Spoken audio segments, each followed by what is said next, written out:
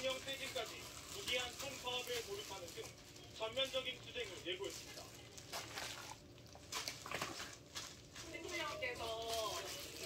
그쪽이 그 촛불 집회 하느라고 사람들 엄청 많지. 저녁 되니까 많이 모여들지. 국민의힘 국회의원들이 국민의 최소한의 대표라고 생각한다고 하면 2024년 12월 지금의 시대적 시즌 무엇인가 분명하게 윤석열 탄핵 찬성으로 합의할 것입니다. 앞서 2차 기상재앙 가능성까지 전해지며 시민들은 하루빨리 탄핵안을 통과시켜야 한다고 주장했습니다. 국민의힘을 향해서도 탄핵 표결에 동참해 국민적 열망을 저버리지 말 것을 촉구했습니다.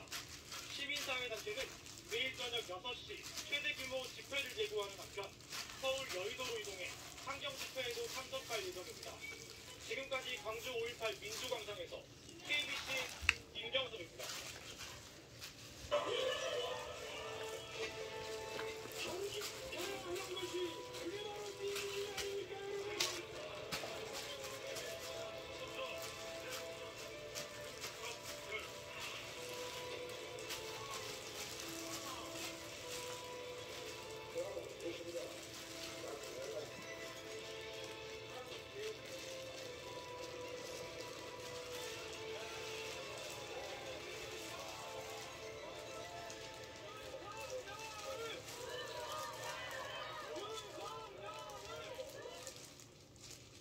네, 그럼 계속해서 지금부터는 내일 예정된 탄핵안 표결에 대해서 자세히 알아보겠습니다. 우리 헌정 역사상 세 번째 대통령 탄핵 소추안 표결이 내일 오후에 진행됩니다. 대통령의 비상계엄 선포가 위헌, 또 위법 행위였다는 게 국회에 제출된 탄핵 소추안의 핵심 내용입니다. 먼저 이 내용부터 김민준 기자가 정리해드립니다. 민주당 등 야 6당이 발의해 내일 표결할 탄핵소추안은 윤석열 대통령의 비상계엄이 실체적, 절차적 모든 측면에서 위헌, 위법하다는 점을 강조하고 있습니다. 먼저 우리 헌법은 전시, 파변 또는 이해를 지나는 국가 비상사태를 선포 요건으로 정하고 있는데 비상계엄을 발표한 지난 3일은 국가 비상사태로 볼 없던 징후조차 전무했다는 겁니다.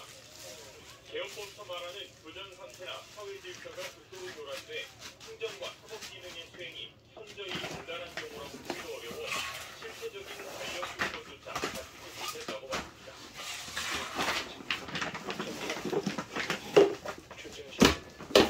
탄핵소추안은 절차적 측면도 지적합니다. 우리 헌법과 계엄법이 계엄을 선포한 때에는 지체 없이 국회에 통보하고 계엄 선포 시 국무회의에 심의를 거쳐야 한다고 규정했음에도 윤 대통령은 국회 통보 절차도 이행하지 않았다는 겁니다.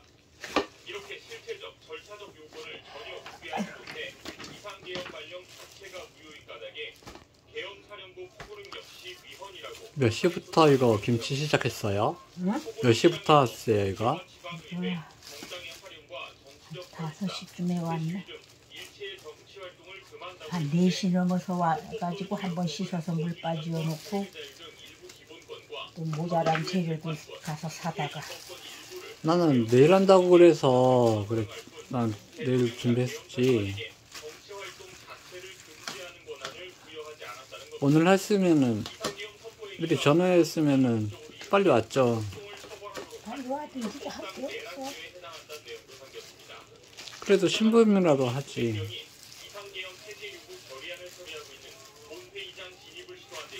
그거나 줘서 달라면 그거나 줬을까? 그니까요. 이거라도 하면 되지.